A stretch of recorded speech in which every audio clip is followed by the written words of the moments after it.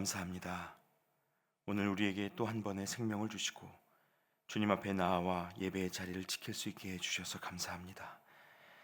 일상 속에서 피곤하고 지친 우리 성도님들의 몸과 마음에 새 힘을 부어주시고 하나님이 주시는 위로와 평강으로 영혼이 새로워지는 이 시간이 되게 하여 주시옵소서. 하나님을 사모하는 마음으로 예배하며 기도하는 우리의 모든 기도 제목들 위에 신실하고 아름다운 하나님의 응답이 있게 하여 주시옵소서. 하나님, 오늘은 각 지역의 의원들을 선출하는 지방선거일입니다. 세상의 역사가 사람 손에 의해 움직이는 것 같아도 그 역사를 주관하시는 분은 하나님이신 줄 믿사오니 오늘의 선거를 통하여 좋은 일꾼들이 세워지게 하여 주시옵소서. 우리 사회에 깊이 배어있는 이념과 지역 간의 분열 그리고 빈부격차의 현실을 주께서 돌보아 주셔서 오늘 세워지는 이들이 지역 주민들의 고됨을 직시하고 해안을 낼 수 있도록 지혜를 더하여 주시옵소서. 무엇보다 지도자들이 단기적 성과에 급급한 것이 아니라 교육과 환경 등 미래를 위한 영역에서 장기적인 준비를 시작할 수 있도록 도우시고 이 나라 구석구석에 하나님을 경외하는 리더들이 세워져 하나님의 선하심과 인자하심이 선포되는 정책들이 시행될 수 있도록 함께하여 주시옵소서. 또한 하나님, 사랑하는 아버님을 하나님 품으로 떠나보내고 장례 중에 있는 가정이 계시고 어머님과의 마지막 시간을 준비하는 집사님이 계십니다. 주님, 이 모든 과정을 주님 손에 의탁하오니 슬프고 황망한 마음 위에 위로를 더하여 주시고 눈물과 아픔이 없는 곳에서 다시 만날 날을 준비하며 살아갈 수 있도록 부활의 소망을 허락하여 주시옵소서. 이제 하나님, 오늘 우리에게 주시는 말씀 앞으로 다시 한번 나아갑니다. 고린도 교회에 전하는 바울의 편지를 통해서 우리가 믿는 신앙, 그 복음의 가치를 되새기게 하시고 약하고 천한 것을 택하사 강한 것을 부끄럽게 하시는 하나님의 역사를 다시 한번 깨닫게 하여 주시옵소서. 오직 예수 그리스도의 십자가만을 자랑하며 살아가는 우리 모두가 되게 하여 주시옵소서. 지금도 살아계시며 우리 곁에 계시는 예수 그리스도의 이름으로 기도하옵나이다. 아멘. 네, 이제 오늘 우리에게 주시는 하나님의 말씀 함께 보겠습니다. 오늘 말씀은 고린도전서 1장 18절부터 31절까지의 말씀입니다. 고린도전서 1장 18절부터 31절까지의 말씀을 저와 여러분이 한 절씩 교독하시겠습니다. 십자가의 도가 멸망하는 자들에게는 미련한 것이요 구원을 받는 우리에게는 하나님의 능력이라. 기록된 바 내가 지혜 있는 자들의 지혜를 멸하고 총명한 자들의 총명을 폐하리라 하였으니 지혜 있는 자가 어디 있느냐 선비가 어디 있느냐 이 세대의 변론가가 어디 있느냐 하나님께서 이 세상의 지혜를 미련하게 하신 것이 아니냐. 하나님의 지혜에 있어서는 이 세상이 자기 지혜로 하나님을 알지 못하므로 하나님께서 전도에 미련한 것으로 믿는 자들을 구원하기를 기뻐하셨도다. 유대인은 표적을 구하고 헬라인은 지혜를 찾으나 우리는 십자가에 못 박힌 그리스도를 전하니 유대인에게는 거리끼는 것이요 이방인에게는 미련한 것이로되 오직 부르심을 받은 자들에게는 유대인이나 헬라인이나 그리스도는 하나님의 능력이요 하나님의 지혜니라. 하나님의 어리석음이 사람보다 지혜롭고 하나님의 약하심이 사람보다 강하니라. 형제들아 너희를 부르심을 보라. 육체를 따라 지혜로운 자가 많지 아니하며 능한 자가 많지 아니하며 분벌 좋은 자가 많지 아니하도다. 그러나 하나님께서 세상에 미련한 것들을 택하사 지혜 있는 자들을 부끄럽게 하려 하시고 세상에 약한 것들을 택하사 강한 것들을 부끄럽게 하려 하시며 하나님께서 세상에 천한 것들과 멸시받는 것들과 없는 것들을 택하사 있는 것들을 폐하려 하시나니 이는 아무 육체도 하나님 앞에서 자랑하지 못하게 하려 하심이라. 너희는 하나님으로부터 나서 그리스도 예수 안에 있고 예수는 하나님으로부터 나와서 우리에게 지혜와 의로움과 거룩함과 구원함이 되셨으니 기록된 바 자랑하는 자는 주 안에서 자랑하라 함과 같게 하려 함이라. 아멘. 할렐루야. 여러분 잘 오셨습니다. 오늘도 우리가 계속해서 고린도전서 1장 말씀을 묵상합니다. 우리가 교회로서 또 성도로서 무엇을 마음의 중심에 두고 살아가야 하는지를 새기는 그런 귀한 본문들인데요. 오늘도 이 말씀을 통해서 주님만이 우리의 자랑이 되는 은혜가 있으시기를 소망합니다. 여러분, 우리가 어릴 때부터 봐왔던 영화나 TV 프로그램들 속에 빠지지 않고 등장하는 주제 하나를 꼽으라고 하면 아마도 영웅 이야기일 겁니다. 남다른 감각이나 초능력을 가진 캐릭터들이 멋진 모습을 하고 나와서 어려움을 겪는 친구들을 도와주는 그런 종류의 이야기가 역사에서 끊어진 적이 없었다고 해도 과언이 아닙니다. 물론 요즘에는 이 마블이란 영화사에서 어벤져스 시리즈를 통해 캐릭터를 계속 만들어내고 또 영화를 통해서 소개하고 있지만, 제가 어린 시절 익숙하게 접했던 영웅 이야기는 뭐니 뭐니 해도 홍길동, 슈퍼맨 정도였습니다. 불의한 세상에서 정의를 세우기 위해서 약한 사람들을 돕는 그 영웅들의 모습은 어린 시절 그 마음 안에 있는 열정을 불태우고도 남았던 것 같습니다. 언젠가 남들은 모르는 비밀스러운 활동으로 누군가를 돕는 그런 영웅으로 살아봐야 되겠다는 다짐도 그 시절 한 번씩은 해보게 되는 것 같습니다. 그런데 이런 영웅 캐릭터들에게는 한 가지 독특한 공통점이 있습니다. 그것은 바로 겉으로는 보이지 않는 남다른 아픔과 외로움을 갖고 있다는 것입니다. 홍길동은 형을 형이라고 부르지 못했고 아버지를 아버지라 부르지 못했죠. 슈퍼맨은 어린 시절 자기가 보통의 친구들과 다르다는 것을 알고 섞일 수 없는 외로움을 안고 살았습니다. 아무도 모르는 이런 어두운 면이 이들을 정말 영웅으로 살아가게 하는 강력한 동기가 되는 것을 자주 우리가 이런 이야기들 속에서 확인할 수 있게 됩니다. 하지만 흥미로운 사실은 영웅이 겪어야 했던 내면의 아픔과 고독에 대해서 사람들은 별 관심이 없었다는 것입니다. 보통의 사람들은요, 영웅이 보여주는 화려한 능력과 그 압도적인 승리에 열광하고 자신들의 팍팍한 현실을 뒤엎어줄 강력하고 빈틈없는 힘만을 원합니다. 여러분, 이것은 2000년 전 유대 사회에서도 마찬가지였습니다. 잘 아시는 것처럼 유대인들은요, 구약 성경이 약속하고 있는 그 메시아를 아주 오랫동안 기다려왔는데 그들에게는 나름의 메시아 상이 있었습니다. 간단히 말하자면 모세와 같은 정치 지도자, 또 다윗과 같은 군사 지도자로서의 메시아입니다. 그들은 더 이상 로마의 속국으로 살아가지 않고 독립된 국가를 가지고 당당하게 살아갈 수 있는 시대를 기다렸기 때문에 한 사람의 리더가 혜성처럼 나타나 그 일을 맡아주기를 기다리고 있었습니다. 자, 그런데 실제로 오신 메시아, 그 예수님의 모습은 어땠을까요? 그들의 기대와 아주 달랐습니다. 기대와 다른 정도가 아니라 인정할 수 없는 수준이었기 때문에 대부분의 유대인들은 오늘날까지도 예수님을 메시아로 인정하지 않습니다. 그럼 유대인들의 메시아상과 역사 속 예수님의 모습이 실제로 얼마나 달랐는지 다시 한번 이 시간에 같이 한번 생각해 보시면 좋겠는데요. 인간이 되어 오신 하나님, 이 예수님에게는 우리가 이해하기 어려운 모습이 결정적으로 세 가지 정도 있었습니다. 먼저 그분의 성장 배경인데요. 여러분, 예수님은 가난한 집안, 못생긴 외모, 연약한 아기의 모습을 선택하여 오셨습니다. 여러분, 우리가 하나님이라면, 그래서 이 땅에서 인간이 될 때 한 가정을 선택해야 한다면 대체적으로 어느 정도는 삶이 안정된 가정을 고르지 않으시겠습니까? 먹을 것이 부족해서 고생하는 집으로 메시아가 태어나려고 한다면 그 결정이 쉽게 와닿지는 않습니다. 그런데 예수님은요, 10대 중반의 마리아라는 이 흔한 이름을 가진 어린 소녀에게서 미혼모의 아들로 태어나셨습니다.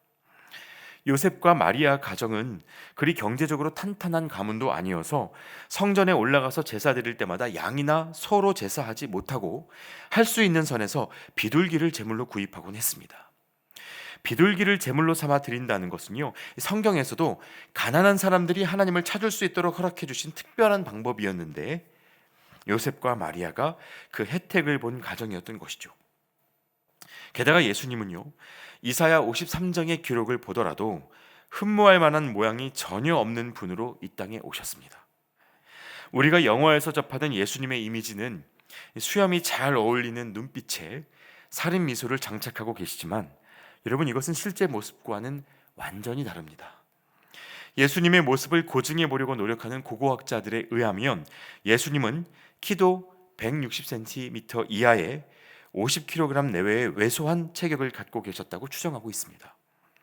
우리가 흔히 베드로의 이미지로 떠올리는 그 투박한 모습의 키 작은 버전이라고 생각하시면 비슷할 것 같습니다. 그러니까 사람들이 키 크고 잘생긴 사람들을 볼 때 느끼는 위화감 같은 것, 예수님께는 그런 거 없었습니다. 구약 성경에서 사울 왕을 볼 때나 다윗의 큰아들인 엘리압을 볼 때처럼 이분이 왕이 될 상이구나, 이렇게 생각할 사람이 한 사람도 없었다는 말입니다. 그러다 보니까 모세나 다윗 같은 지도자를 원했던 사람들에게 이 예수님이 눈에 들어올 리가 없었습니다. 이어서 인간이 되신 하나님의 두 번째 선택은요, 제자 선발에 관한 것인데요, 한마디로 공포의 외인 구단이라고 말할 수 있습니다.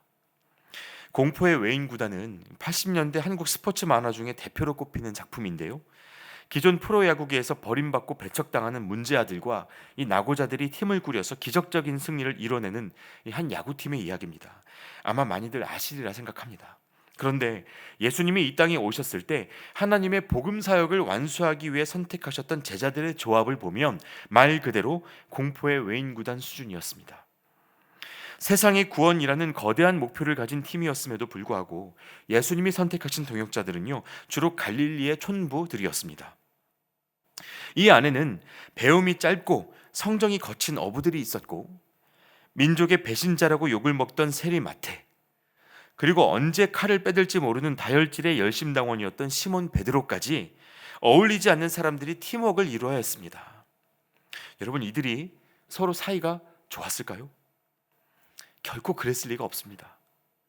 사실 예수님이 계획적이고 효율적인 방법으로 복음 사역을 완수하시려고 했다면 예루살렘의 엘리트 관원들이나 로마의 유력한 정치인들을 제자로 부르는 게 더 효과적이었을 것입니다.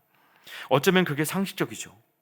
실제로도 예수님이 선택하셨던 이 제자들은 그분이 십자가에 못 박히시기 며칠 전까지도 우리 중 누가 더 크냐, 이것을 가지고 논쟁하며 다투기 바빴습니다. 그리고 예수님이 돌아가셨을 때에는 정작 그 곁에 아무도 남아있지를 않았습니다. 그러니까 보통의 인재 채용 기준에서 보자면요, 이 팀은 완전히 실패한 구성입니다. 그러나 바울은 오늘 본문 27절에서 예수님의 선택에 대해서 이렇게 이야기합니다. 27절 말씀에 그러나 하나님께서 세상의 미련한 것들을 택하사 지혜 있는 자들을 부끄럽게 하려 하시고 세상의 약한 것들을 택하사 강한 것들을 부끄럽게 하려 하시며, 이렇게 이야기합니다. 주님은 의도적으로 약하고 부족한 사람들을 선택해서 그 속에서 이루어지는 하나님의 역사를 보여주고자 하셨다는 것입니다. 자, 그리고 이 마지막으로 인간이 되신 하나님의 세 번째 선택, 그것은 사역 방식에 관한 것인데 익숙한 관습 깨뜨리기였습니다. 앞서 말씀드린 것처럼 당시 유대 사람들은 정치적이고 군사적인 힘을 발휘할 만한 리더로서의 메시아를 기다렸습니다.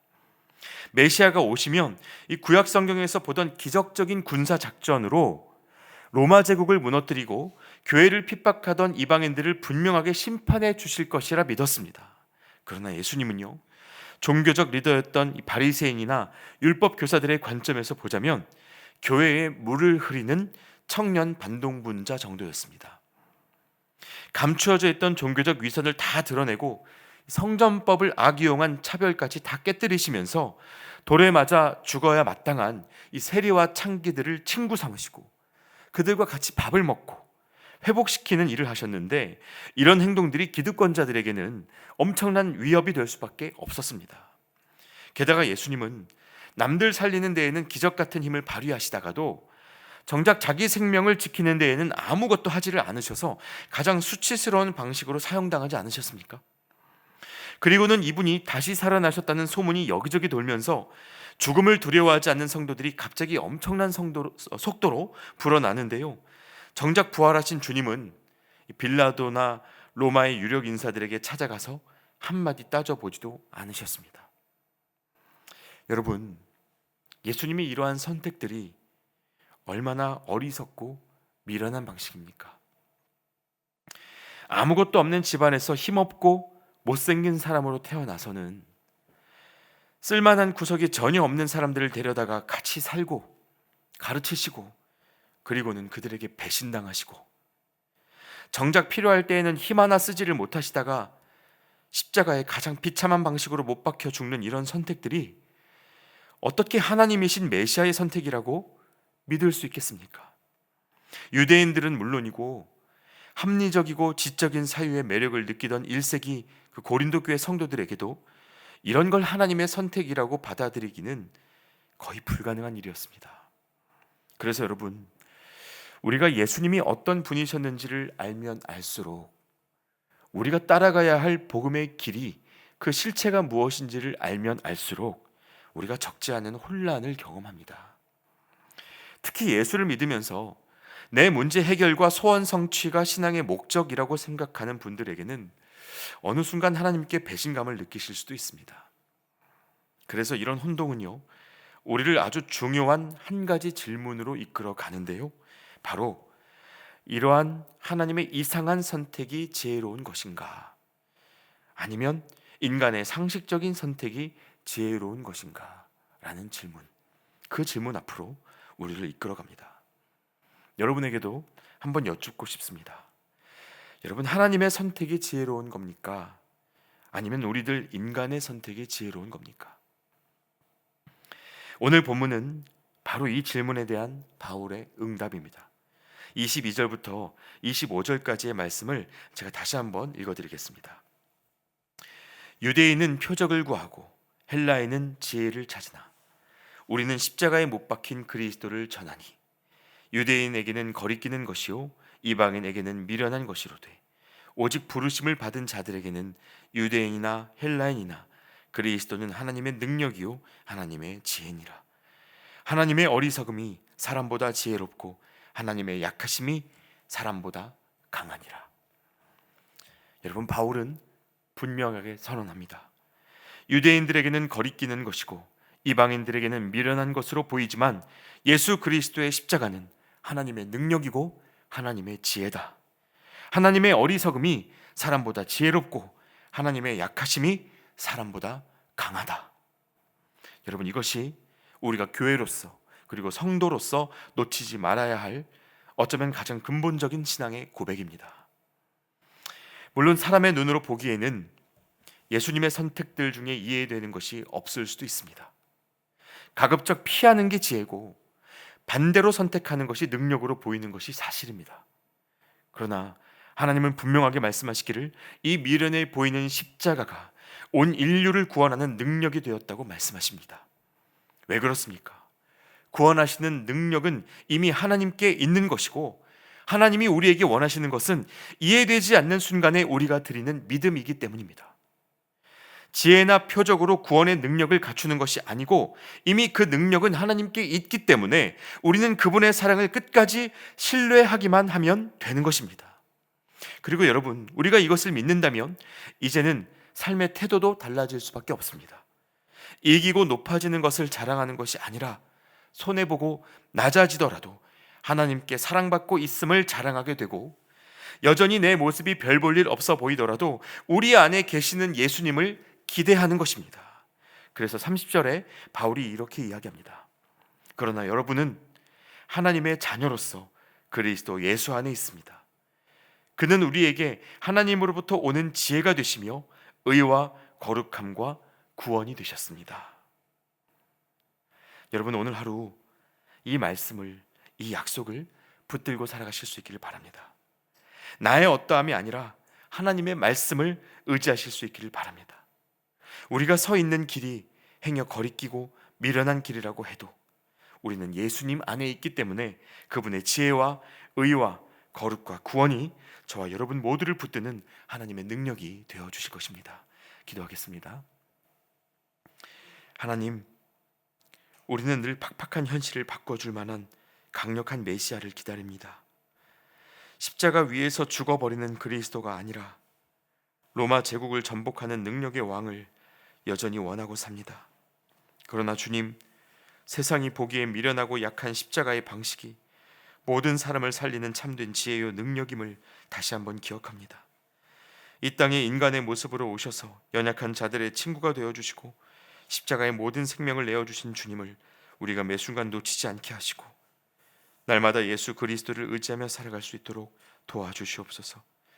우리가 있는 모든 곳에서 주님이 앞서 가시는 길이 어디인지 나의 십자가를 통해 증명할 수 있도록 우리와 함께하여 주시옵소서. 예수 그리스도의 이름으로 기도드리옵나이다. 아멘. 이제 각자의 기도 제목으로 계속해서 기도하시겠습니다.